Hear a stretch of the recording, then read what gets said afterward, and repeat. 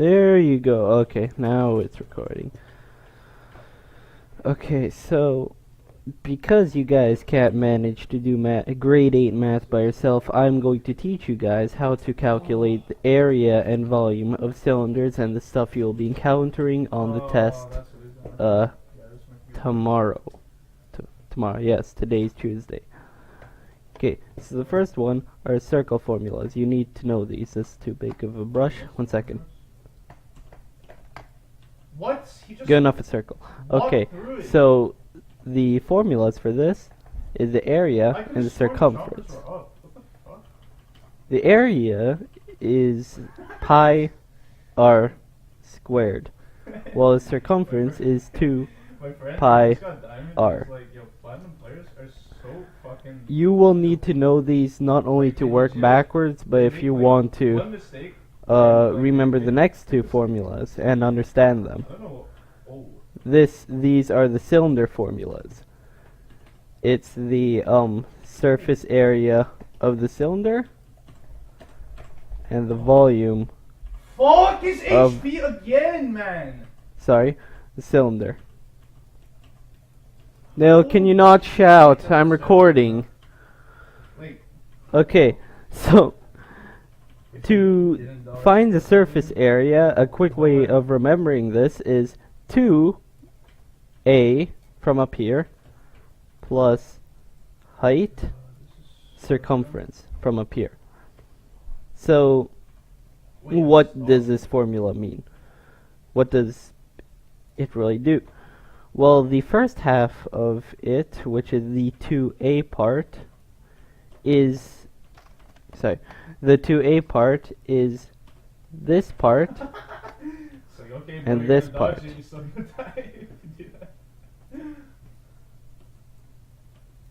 This is the 2a part, while the HC part is this middle area in between. If you roll out the middle of the cylinder, you get this rectangle, which is h high and c long. Now, the next formula you will need to know is the volume of the cylinder, which you can simply remember as AH. This is, well, the area of the circle and the height.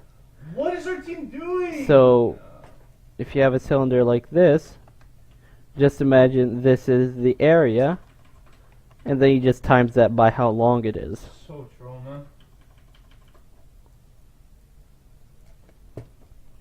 So that's the volume of the cylinder.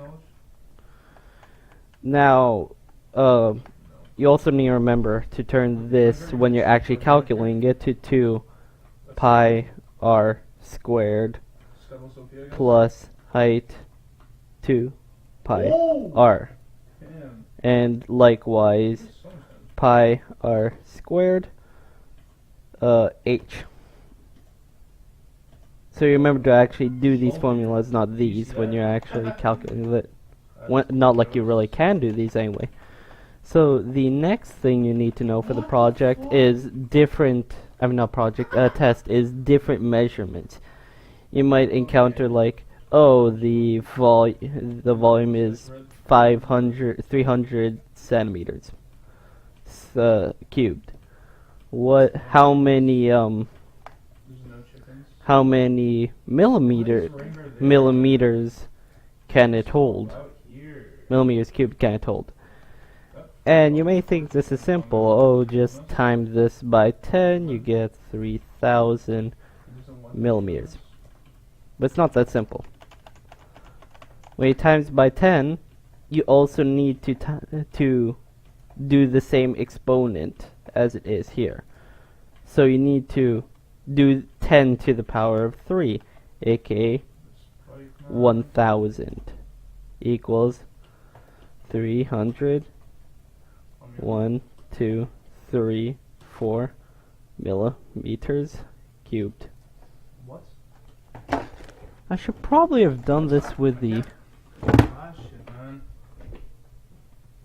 mouse pad. I'm just gonna cut this out. Probably not. So that's all you need to know. And the same thing applies to when you're doing it to meters. So 100 centimeters makes a meter. So you need to divide that by 100 to the power of 3, making that 1 million. 100 to the power 3 is 1 million. Remember that if it's a 3, you multiply to the power of, you do to the power of 3, but if it's to the power of 2, it's to the power of 2, not 3. The next thing you need to know is working backwards from volume and area. That's a biggie. So let me just remove all of this here. No. There you go. So the next thing you need to learn is that. So let's say the question goes, what is the volume is 100 centimeters cubed. The height is 10 centimeters. What is the surface area? Seems pretty hard, but it is doable. Here's how it works. Actually, I shouldn't have done that. Give me a second. Volume can be turned into area, which can be turned into radius, which along with height can be turned into surface area. Likewise, if I remember correctly, volume and radius can equal height. If you have the radius, diameter can equal radius. I'll explain that in a minute. Okay, so how do we solve this question? Well, we need to work backwards. Ask yourself, what formula will give you the volume? And the answer is the area, pi r squared times height. Alright, perfect. All we need to do now is work backwards using inspection or balancing or whatever you did in the other test. So you move the v over. Why are they chasing me? You divide that by pi. Oh, wait, okay. I'm going to use a calculator for this. Okay, so fill this out first. Sorry. Fill this out first. Into 10 equal 100. Then you pull out your handy dandy calculator. I'm just going to fit this into the recording area. Oh, he's looking for you, dude. And then Oh shit, did he find it? you go, Holy shit, this guy's so fucking annoying. where's the calculator? There it is. Okay, so you move the pi over and do 100 divided by pi. I don't pi on this, so 31.84, close enough. So pi, whoops. So you get r squared times 10 is equal to 31.84.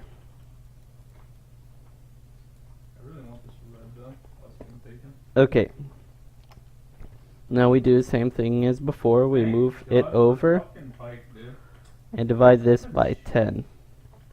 And that makes r squared is equal to 3.184. And then you move move this square over, making the square root to move the square, and that makes, I don't even know, 3.184 square rooted 1.78.